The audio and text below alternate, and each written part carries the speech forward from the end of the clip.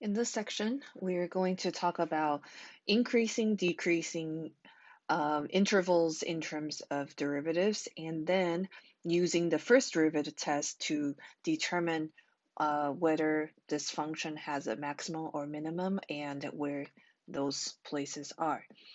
Okay, so let's kind of think about increasing and decreasing of a function. So, kind of like the previous section. So when you have a interval where it's increasing, how would that look like on the graph? Well, if a graph is increasing, you can have something like this, or you can have something like this, or maybe something like this, right? So this all kind of represents increasing. Then what about decreasing? Maybe something like this, or like this, or just straight down. Okay, decreasing.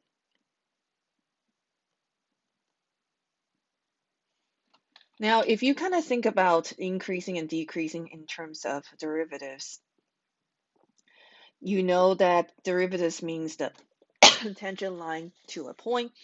So increasing, if you kind of think about it, it's going up, right? So then what is the slope of the graph? The slope of the graph is always positive, right? So the slope of the graph is always positive. That means f prime is positive. Then what about decreasing graph? The slope at every single point, the tangent slope, is always negative. So then that just means the first derivative is always negative. And so that is kind of what we're going to talk about. How can you tell whether an interval is increasing or decreasing?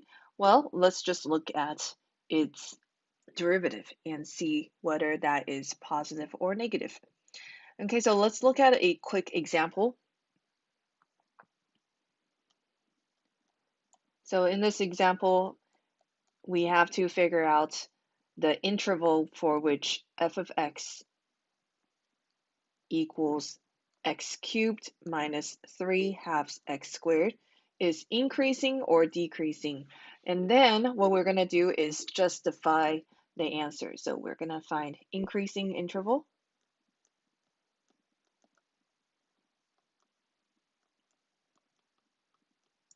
We're going to find decreasing interval.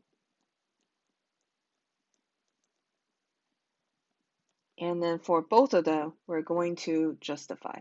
Justify is a very big thing on the test, so you need to make sure you justify correctly. Okay, so increasing, decreasing, like we said before, has to do with whether the derivative is positive or negative. So we need to figure out the derivative. So let's find the derivative. F prime of x is equal to 3x squared minus 3x. And just like what we did in section 1, what we're going to do is figure out where the sign changes happen, right? Because sign changes is going to create possible interval points where you're going to have a sign change in the derivative. So what we're going to do is make this equal to 0 to find the critical points. That is the second thing you do after you take the derivative. First, find the derivative. Second, find the critical points or critical numbers. And then just solve. It's pretty easy. X equals 0 and 1. All right, so we're going to revisit the sign chart. You probably haven't seen it since maybe first 2 chapters of pre-calc. So you put the critical points on the sign chart, and then you check the sign.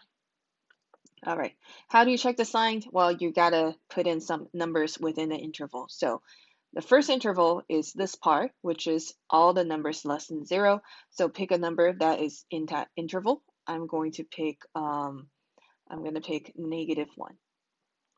Between 0 and 1, maybe 1/2. Bigger than 1, maybe 2. So what you're going to do is put these numbers into f prime of x. into f prime of x because this sign chart is for f prime. So you're going to check the sign in f prime, and what you're going to do is you are only checking the sign, you really don't care about the actual number. So for example, when you put -1 into this factored form, first you put it into the first factor, which is 3x, and you ask yourself, 3 times -1, is that positive or negative? That is negative, so you put negative here, whoops, negative. And then you put -1 into the second factor. -1 minus 1 is -2, so that is also negative. Negative times negative means positive. So this interval is positive. All right, let's do the second one. 1/2, put it into the first factor. 3 times 1/2 is positive. So notice how I don't actually care about the number itself. I just want to know if it's positive or negative. 1/2, put it into this factor. 1/2 minus 1 is negative. So this is negative. Positive times negative is negative. All right, next interval. 2, put it into this function, this factor. You get positive. And then put 2 into this factor, you get positive. Positive times positive is still positive. So that is positive. So if it's positive, that means it's increasing. If it's negative, it's decreasing. And we're going to do this by habit. Once you put positive, negative, positive, or whatever the sign is, you're going to draw. So if it's positive, we're going to draw a slope up. If it's a negative, we put a slope down. And so same thing here. All right, let's go ahead and answer the question. Where are the increasing interval? That is this interval and this interval. So remember your interval notation. So you can say f of x is increasing on -infinity to 0, include 0, and 1 to infinity. Okay, if that's all they ask you for, where is it happening, then you would just say it. If it says justify, which is pretty much every single question, then you have to say because. Okay, when you justify it, it has to be a calculus reason. It cannot just be, oh, I can see that it is the slope is higher or the slope is positive. That is not a good idea because that is not accurate enough. You should say something like, because f prime of x is positive. Okay, notice the language I used. F prime is positive. I don't say f prime is increasing. Increasing means there's a direction. F prime, I don't know if it's increasing or decreasing. I know f prime is positive. Positive and increasing are not the same. Okay, so f of x is increasing. F prime is positive. Notice the difference? F of x is increasing. Therefore, f prime, which is the slope, must be positive. So remember not to interchange these two words. They don't mean the same thing. So please be careful. If you do say f prime is increasing, then you're saying the derivative graph has a increasing motion. And that is basically saying this means f double prime is positive. And then we'll get into that probably the next section. So please know, again, these two are not the same. So please be very careful when you justify. Okay, let's justify decreasing. Okay, so number 2. f of x is decreasing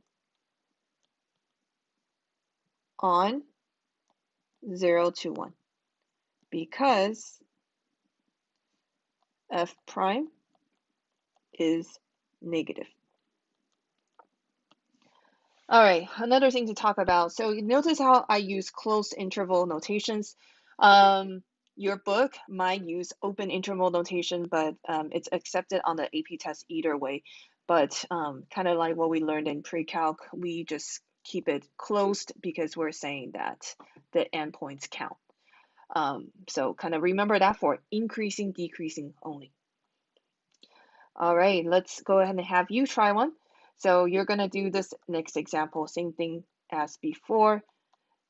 This is the function f of x equals, we're still going to do an easy one, 3x to the fourth minus 4x cubed minus 12x squared plus 5. And again, we're finding increasing interval, decreasing interval, and then for both, I want you to justify. Okay, go ahead and pause the video and try this and then come back and check your answer. All right, go ahead and check your answer. Should be a pretty easy one. Just make sure you double check your justification. So make sure you're very clear. You don't just say increasing because, well, what's increasing? F of x is increasing. So make sure you have that f of x there. And why is it increasing? F prime is positive. Same thing here, f of x is decreasing because f prime is negative. Now let's go into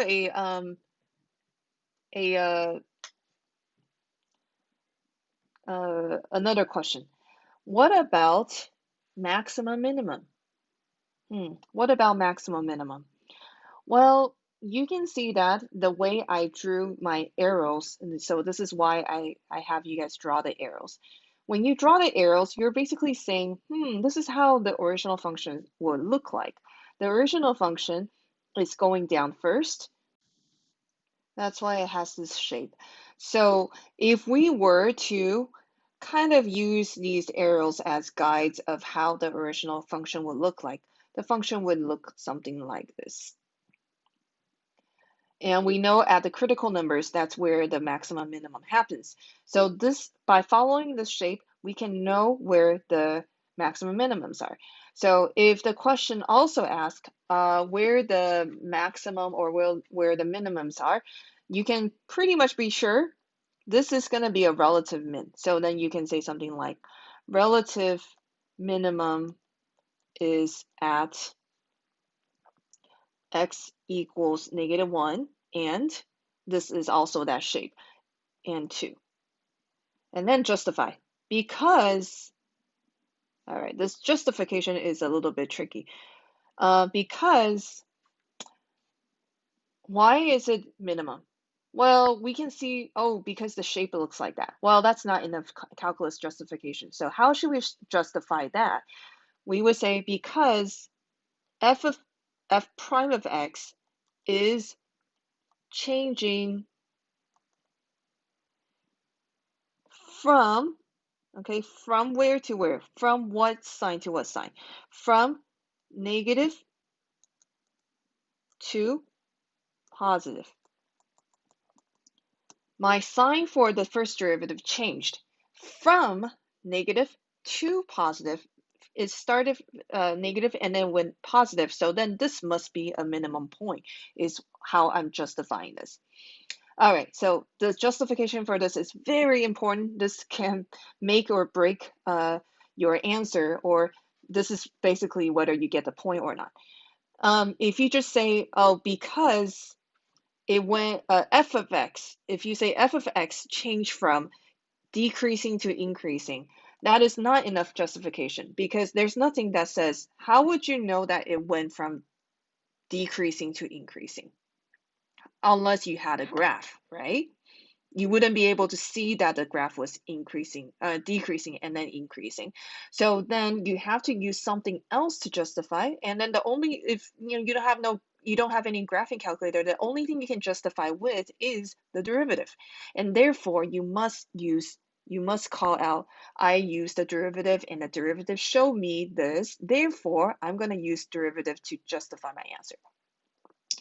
Okay, so make sure you kind of follow that logic. All right, so now how do you know something is a relative maximum? Well, there is a relative maximum at here, right? That shape at x equals to 0 because how did you know that it's going to be a maximum? Because f prime of x is changing, or you can say changed from positive to negative. Okay, so justification for these are pretty much the most important thing because you can have all your sign chart, you can have all the right intervals and then the right points, but if you don't justify correctly, you just don't get the point. Okay, so please be careful on that. All right, let's go ahead and have you try one. So now you have this added task of just not just writing the increasing, decreasing interval, not just justifying those. You also have to write the maximum and minimum, and why they are the maximum and minimum. So let's try this question. F of x equals 1/2 x minus sine x in the interval 0 to 2 pi. Okay, so you have to find, let's just do relative extrema.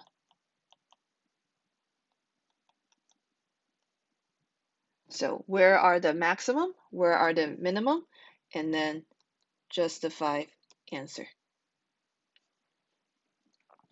Okay, so a little bit of review. What you're going to do is take the derivative, find the critical points, create the sign chart, draw the signs, and then draw the arrows of how the graph would have looked like. And then you want to write where the relative maximum, where the relative minimums are, and then justify them using first derivative. So this is called the first derivative test because you're using the first derivative to test whether there is a maximum or minimum. Okay, so go ahead and pause this video and then come back and check your answer. All right, go ahead and look at your answer. So this kind of requires that you remember your unit circle.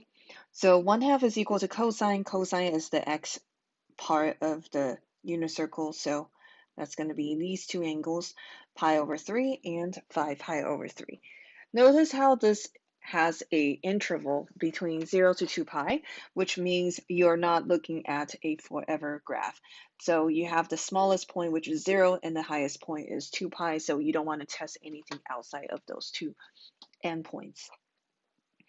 And notice how we're only looking at relative max and relative min, so we are not checking the endpoints because those are only candidates for absolute max or min. So we are not checking absolutes, so we don't have to check the actual values there. Okay, so after drawing the sign chart, you realize that it goes negative, positive, negative, which means there's a relative max at x equals 5 pi over 3. And then justification is f prime change from positive to negative. And then relative min is at pi over 3 because x equals pi over 3. Make sure you write that. Because f prime changed from negative to positive. All right, now let's try a slightly harder problem, and then we'll reserve the really complicated ones for in class. Okay, so let's say f of x is equal to x squared minus 4 to the 2/3. Okay, we're going to do the same thing. Find relative extrema, justify. Okay, again, first step, find a derivative. So this is just that it's harder to take derivatives, so it becomes a harder problem. 2/3 times x squared minus 4 to the negative 1/3 chain rule, times 2x. Okay, let's go ahead and change it to a fraction so you can see this a little bit better. So this 2x will multiply by this numerator as well, so it becomes 4x. And then this goes into the denominator with the 3.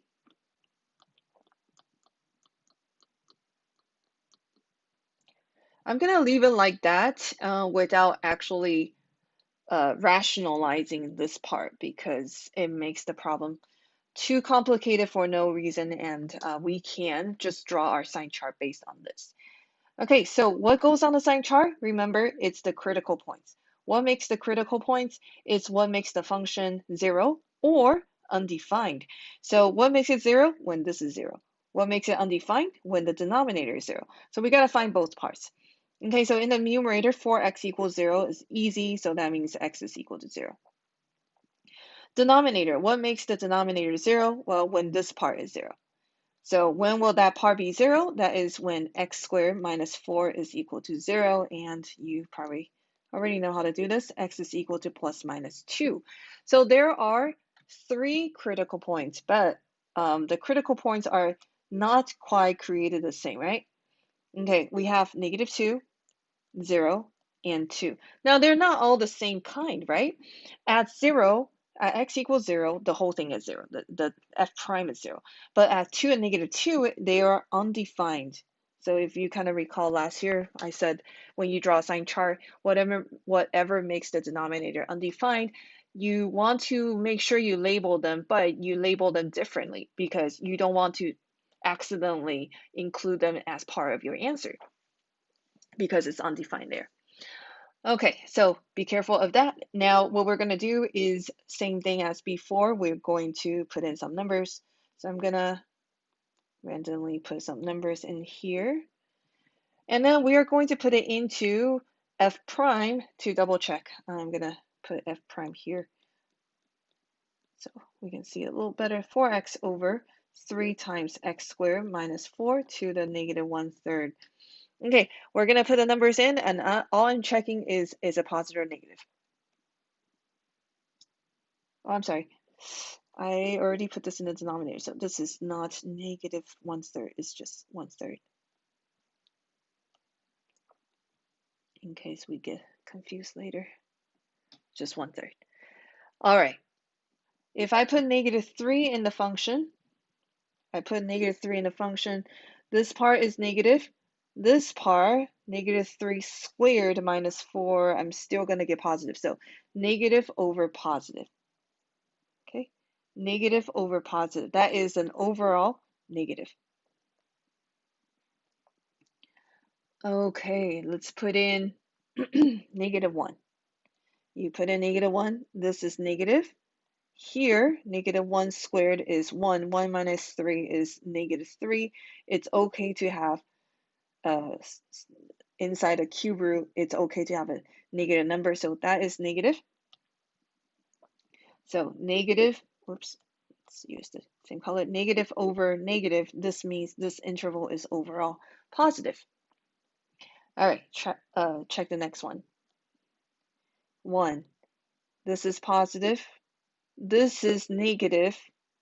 So that makes it positive, negative. This is overall negative. And then last number, check 3. Put 3 in here, positive. Put 3 in here, positive. So that is positive over positive, which makes this overall positive. All right, we have our directions.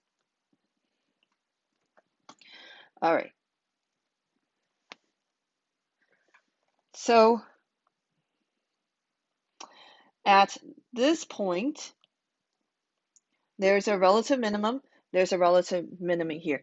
Now, you might ask, oh, well, actually, isn't it undefined at those points?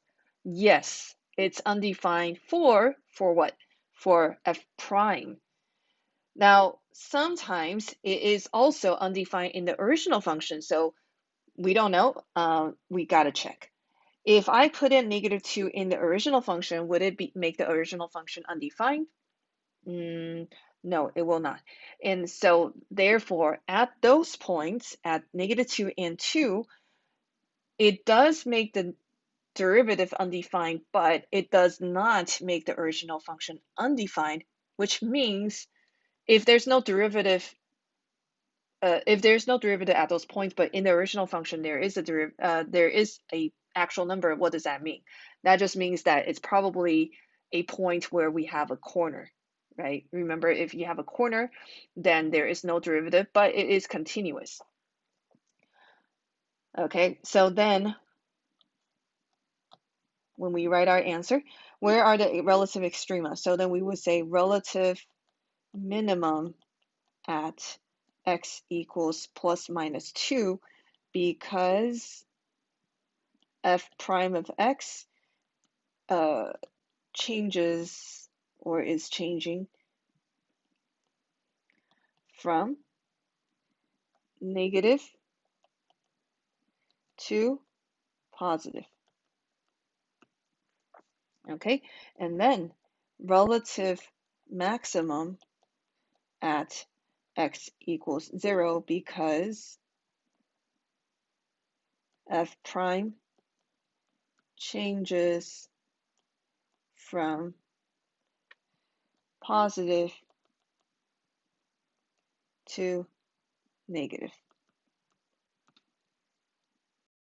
And just to show you that our prediction is correct, if you graph this function, you can see that there indeed has been relative minimums at -2, x equals to -2 and 2, and they are some corner points or sharp points because we were able to tell because the first derivative was undefined, and it was a good prediction. So our calculations does line up with what the graph showed.